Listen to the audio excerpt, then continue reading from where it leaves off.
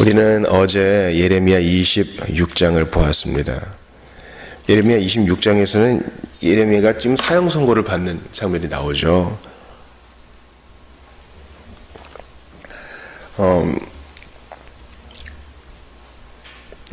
대충 예레미야도 그때 분위기를 알았을 거예요. 지금 내가 전하고 있는 메시지가 그렇게 환영받지 못하고 있구나. 여러분, 사람의 그 직감이란 게 있고, 그 현장의 분위기를 정상적인 사람이라면 다 느낄 수 있지 않겠어요? 예레미야가 바로 그랬던 것이죠. 그런데 주님께서는 예레미야에게 내가 너에게 대언하라고 시킨 말 중에 하나라도 감하지 말라라고 하십니다. 저는 사실 이 메시지에서 큰 격려와 또 위로를 받습니다. 이것은 모든 그리스도인과 또 교회 사역자가 받아야 될 말씀입니다. 우리는 사람의 기분에 영합하고 싶은 유혹을 받아요. 전도할 때나 설교할 때나 성경을 가르칠 때나 언제나 그렇습니다. 특별히 그 말씀을 받는 사람이 표정이 안 좋고 울그락불그락하고 이럴 때 그 사람과 사람 사이에 그 에너지의 교감이 있잖아요. 지금 저 사람이 튕겨내고 있구나. 또 무언의 반항의 피드백을 주고 있구나, 이런 게 느껴진다고요. 그러나 전달자의 몫은 그것을 내가 알아서 취사 선택해서 하는 게 아닙니다. 그렇다고 여러분 1년 365일 회개와 심판의 메시지만 하란 말은 아니에요. 균형 있게 하되 빼지 말아야 됩니다. 주님이 예정에 대해서 분명히 에베소서에서 말씀하시고 성경 전체에서 다루셨다면 우리도 그것을 가르쳐야 됩니다. 세계의 종말, 땅의 종말 주님이 가르치셨다면 우리 그거 전달해 주어야죠. 지금 행복하게 살고 잘 모르는 사람들한테 이거 하면 별로 좋지 않겠다. 이거는 전달자의 몫이 아닙니다. 우리는 그런 의미에서 기독교 거리를 1년 내내 배우는 이유가 거기 있어요. 하나라도 빼지 않기 위해서, 무엇이 중요하고 중요하지 않은지를 알기 위해서 그러합니다. 그러므로 그리스도인이 되었다면 제대로 된 훈련을 위한 무슨 40주 과정, 난 이것을 하기 위해 2년 무슨 대학에 사는 과정까지 다 마친 것처럼 교회에서 그렇게 훈련받았다, 그렇게 딱지 주는 거 조심해야 됩니다. 왜냐하면 그리스도인은 평생학습자가 되어서 주님이 교회에 맡기신 그 진리를 하나라도 감하지 않도록 애써야 될 책임이 있어요. 또 하나 우리가 보았던 것은 뭡니까? 군중들은 한 가지로 예레미야를 죽이자 했다가 예레미야 말 좀 들어보니까 또 누가 좀 변호를 좀 해주니까 또 돌아서죠. 고관들과 모든 백성은 돌아섭니다. 여러분, 이게 바로 군중들의 반응이에요. 어떤 회중은 여러분을 좋아할 수도 있고 어떤 회중은 여러분을 좋아하지 않을 수도 있습니다. 또 회중 전체가 여러분을 좋아하거나 좋아하지 않을 수도 있는 반면 회중의 어떤 무리, 어떤 부류의 사람들은 여러분을 좋아하고 어떤 부류는 여러분을 좋아하지 않을 수 있어요. 모든 성도가 마찬가지입니다. 내가 그리스도인으로 살고 복음을 부끄러워하지 않으면 나를 지지해주는 사람이 있는가 하면 싫어하는 더 많은 무리가 있다고요. 그거를 인정합시다. 그러나 그것은 우리가 결정할 바가 아니에요. 우리가 물러설 수도 있는 문제도 아닙니다. 예수님도 이런 대우를 받으셨기 때문에 우리가 더 나은 것을 바란다? 아니에요. 그러나 우리는 예수님이 당하셨던 어려움보다 훨씬 더 낫습니다. 왜냐하면 그분이 그 길을 이미 걸으셨고 우리를 도우시기 때문입니다. 우리는 인기에 영합해서는 안 됩니다. 이거 먹히겠다가 아니라, 특별히 제가 모르는 회중들을 만날 때 그런 유혹 많이 받거든요. 옛날에 정말 감동이 있었던 그 설교를 다시 한번 해야겠다. 근데 옛날에 그 불이 없을 때가 많아요. 따끈따끈한 밥을 내줘야 되는데 그냥 대충 렌즈 돌려가지고 준 거예요. 우리는 하나님의 전하라고 하신 그 메시지를 전해야 될 의무와 책무가 있습니다. 그때 동료는 죽어나가지만 아직 예레미야는 할 일이 남아있어서 사반의 아들 아히감이 그를 도와주죠. 그렇습니다. 그 소수, 하나님이 당신과 함께하고 계시다, 당신 지금 잘하고 있다, 끝까지 한 길 가라라고 격려해주는 그 소수가 있기 때문에 오늘도 우리는 삽니다. 어떤 분이 선교단체를 하시는데 그런 얘기 하더라고요. 선교단체를 조직할 때 필요한 것은 많은 돈도 아니고 넓다른 장소도 아니고 편리한 교통수단도 아니고 나와 함께 복음을 위해 죽고 살 수 있는 단 한 사람이다, 이렇게 얘기하더라고요. 제가 엄청 공감했습니다. 사비교회를 시작할 때는 저의 아내가 바로 그 한 사람이었습니다. 그리고 이전에 저와 친분 없이 정말 하나님의 도우심으로 이 자리까지 온 사소수의 사람들이 정말 저를 심장 뛰게 하고요, 격려를 주고요. 그렇습니다. 사랑하는 여러분, 그러므로 모든 사람의 인기를 얻으려 하지 마세요. 모든 사람을 친구로 삼으려 하지 마세요. 세상 격언에도 모든 사람을 친구로 얻으려 하는 사람은 아무도 친구로 얻지 못한다라고 얘기합니다. 우리는 스타가 되기 위해 부름받은 것이 아니라 신실한 종, 신실한 심부름꾼, 신실한 둘로스가 되기 위해 부름받은 것입니다. 그러나 이 길은 먼저 가셔간 길, 먼저 십자가의 길 걸어가신 예수님이 닦아놓으셨기 때문에 우리는 안전을 보장받습니다. 오늘 보면 27장에서는요, 예레미야가 열방의 선지자로서 남유다에게만 이제 바벨론에 항복해라 라고 얘기하는 게 아니라 다른 왕들에게도 그것을 요구합니다. 3절 보니까 시드기야 보러 온 이제 그 나라의 사신들, 즉 에돔, 모압, 암몬, 두로, 시돈, 그런 자들에게도 하나님의 메시지를 전합니다. 그 메시지는 아주 단도직입적으로 뭡니까? 하나님께서 바벨론의 왕 느부갓네살을 세우셨으니 다 그에게 복종하라.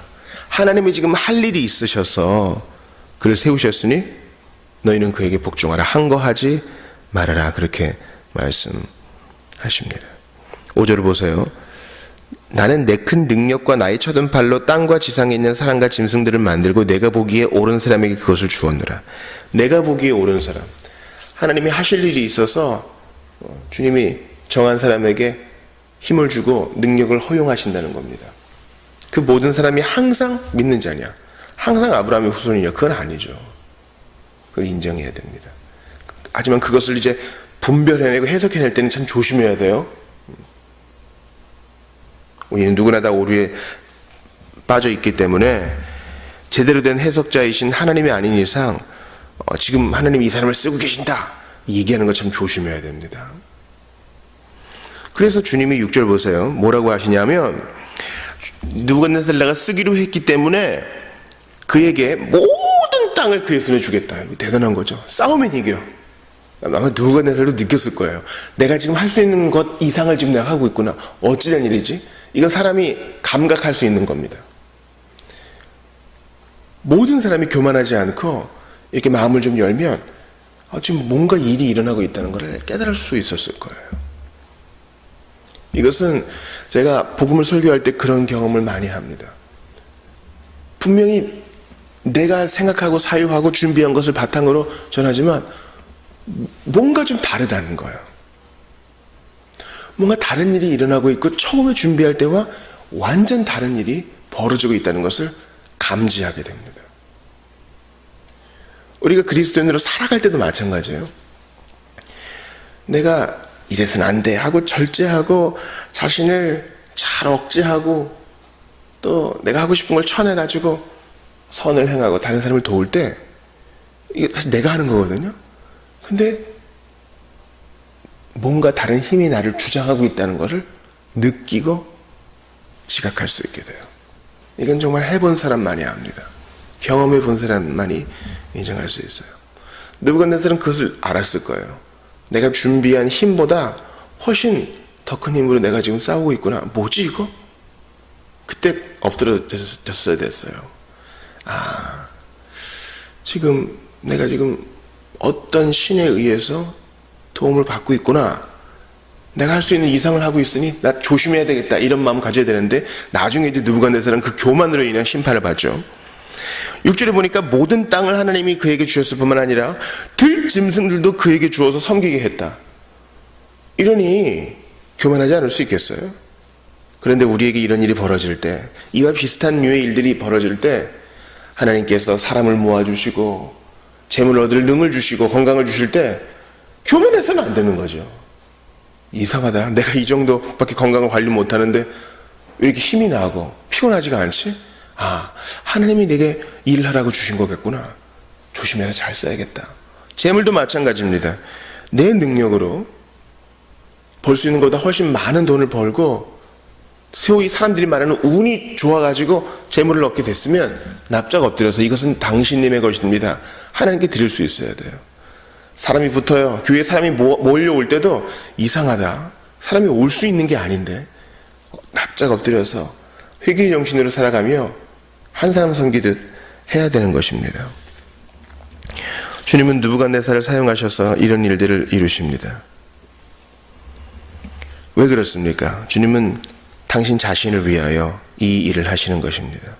하나님의 영광을 드러내기 위해서 잠시 잠깐 느부갓네살에게 힘도 허용하시고 약속의 백성들을 포로로 사로잡혀가게 하셨다가 교정이 끝난 이후에는 돌아오게 하시는 것입니다.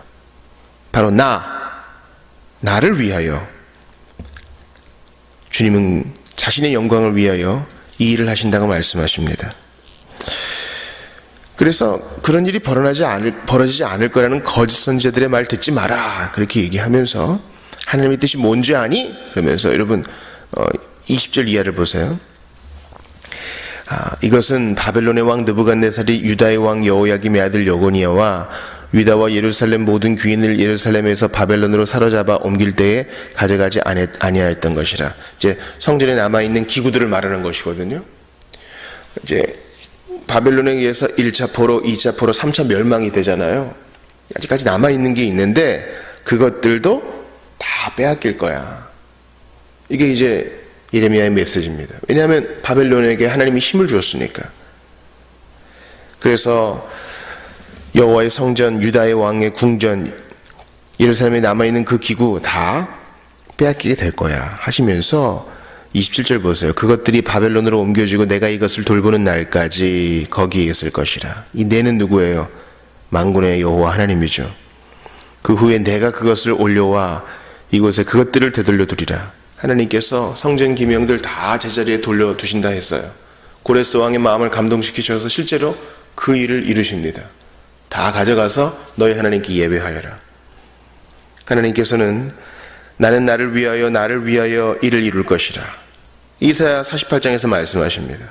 나를 위하여, 나를 위하며 내 이름을 욕되게 하리요. 어찌 내 이름을 욕되게 하리요. 내 영광을 다른 자에게 주지 아니하리라. 그렇습니다. 이 모든 일, 그 한복판에 사는 사람들에게는 아주 어려운 메시지였을 거예요. 특별히 죄 속에 빠져있는 사람들에게는 도저히 받아들이기 힘든 메시지였을 것이고, 일부 신실한 사람들은요, 아이고 어찌 이런 일이 있는가 가슴을 쳤을지 몰라요. 주변의 열국도 마찬가지죠. 그러나 이 일은 뭡니까? 하나님이 하시는 일이죠. 죄악에 빠진 건 사람의 잘못이지만 이 모든 일을 수습하시는 건 하나님의 은혜입니다. 열방으로 하여금 영광의 하나님은 크신 하나님을 깨닫게 하시고, 지도자를 세우고 패하기도 하시는 분은 하나님이시라는 것을 깨닫게 하십니다. 그리고 결국 택하신 백성들을 고국으로 돌려보내실 뿐만 아니라 성전에 있는 귀한 것들도 기구들도 돌려보내시겠다고. 내가 그거 할 거야. 내가. 너희는 못하고 할 수도 없지. 할 마음도 없잖아. 그러나 내가 할 거야. 너희에게 약속했거든. 여기에 내 이름을 두기로 했거든. 너희를 통하여 큰 일을 이룰 것이고 너희 혈통을 통하여 메시아를 낳게 해주어서 온 인류의 죄의 문제를 해결해 줄 것이야. 주님의 계획입니다. 나를 위하여. 주님은 영광을 위하여, 자신의 영광을 위해 오늘도 이 일을 하십니다. 눈에 보이는 상황 이해되지 않는다 할지라도 당신님의 영광을 위해 오늘도 힘써 일하시는 주님을 믿고 믿음으로 나아가시기를 축원합니다. 기도합시다. 주께 감사합니다. 하나님 아버지, 내 뜻대로 안 되고 우리 가는 길이 좁을지라도 주님이 당신님의 영광을 위해 열정적으로 일하신다는 사실을 믿음으로 받아들이며 오늘도 신앙의 길 가게 하여 주옵소서. 홀이라도 원망이나 불평을 입에 담지 말게 하시고 오직 감사와 찬송만이 있게 하옵소서. 주 예수님의 이름으로 기도합니다. 아멘.